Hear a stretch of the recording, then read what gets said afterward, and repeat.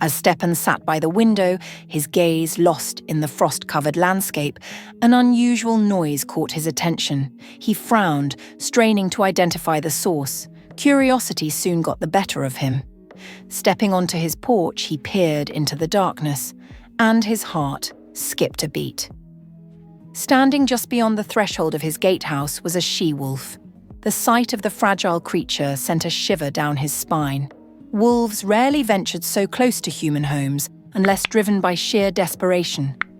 Moved by compassion, Stepan retreated inside, torn between conflicting emotions. He knew feeding a wild animal could endanger himself, and possibly the entire village.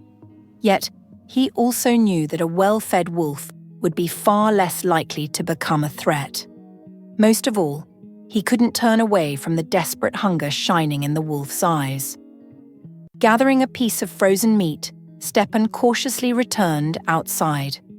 Approaching the wary animal, he gently placed the offering on the ground, careful to keep his distance. The she-wolf hesitated, suspicious, but after a moment, she devoured the meat, her eyes reflecting a flicker of gratitude.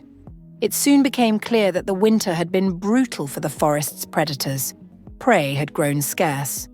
Word of Stepan's strange visitor quickly spread through the village, stirring fear among the people. Many protested against his actions, worried about the dangers of a wolf lingering nearby. As time passed and spring drew closer, the she-wolf's visits grew less frequent.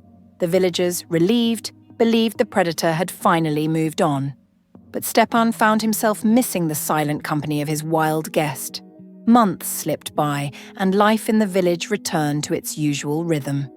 Then, one fateful day, Stepan heard a familiar sound at his door.